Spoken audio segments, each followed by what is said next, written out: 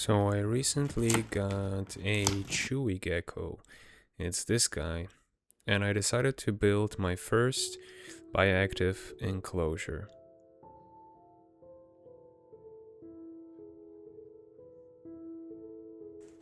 The size is 30 by 45 centimeters and it's made out of glass.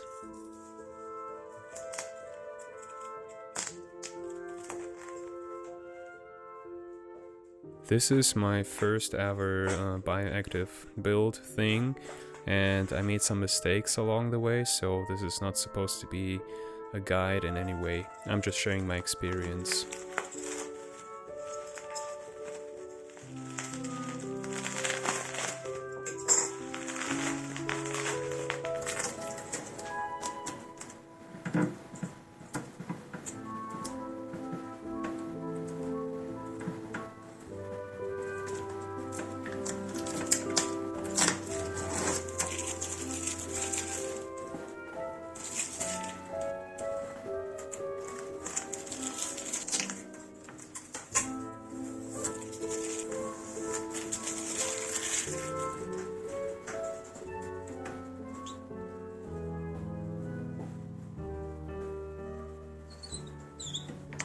When building a bioactive enclosure, it is important that you have a drainage layer.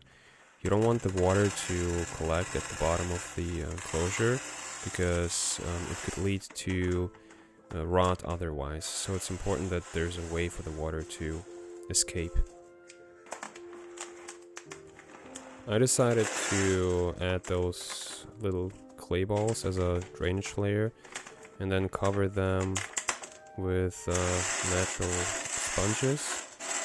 Those sponges would then prevent the soil seeping through, falling through to those clay balls. I want the clay balls to be dry and sort of catch any excess water or humidity.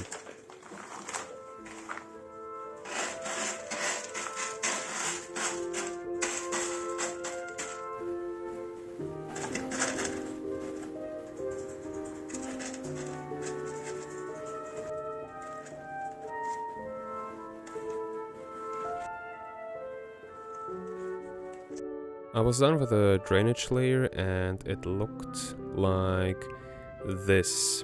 I then added the soil and that was my mistake. Basically I just got normal regular soil for plants, which is, you know, good for plants but not so great for reptiles because it got like a bunch of stuff added to it, things like fertilizer and, you know, those white little chunks. I don't remember what those were, so I decided to just change this plant soil for actual soil for reptiles from the pet store.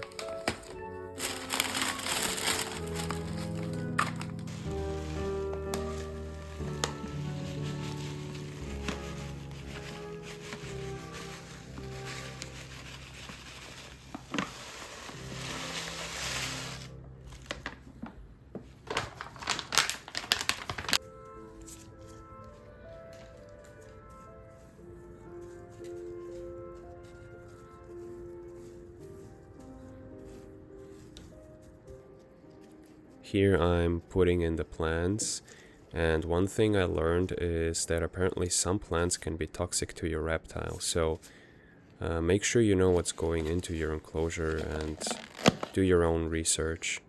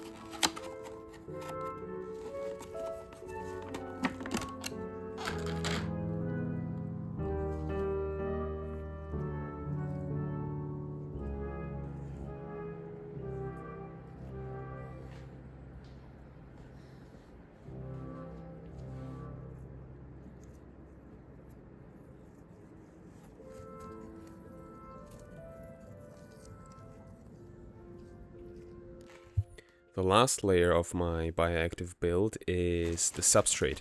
I'm using coconut husk to make sure that the enclosure stays humid. Chahoua geckos need a humidity of around 60 to 80%. So what's good about coconut husk is that it's very good at keeping the enclosure humid.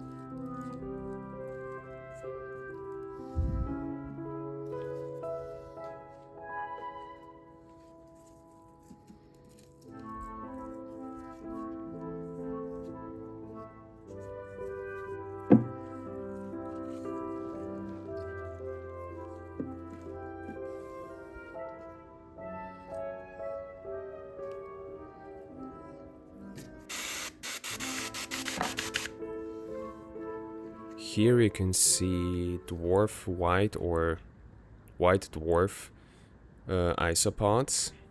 This will be the cleaning crew for my enclosure. What they do is break down organic matter, any waste from the gecko, and it's an important aspect of having a bioactive build.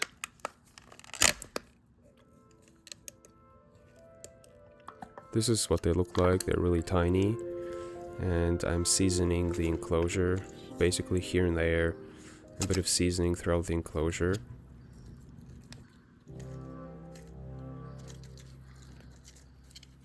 These isopods will happily live in the substrate, and you don't have to worry about them escaping.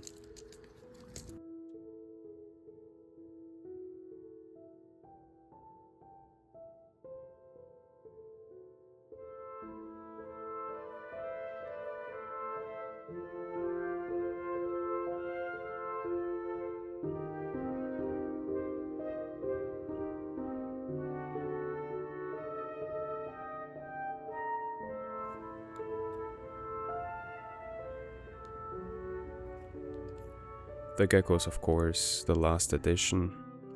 There he goes. The enclosure, of course, looks pretty empty for now, but I will definitely add more plants and document my progress. Thank you for watching.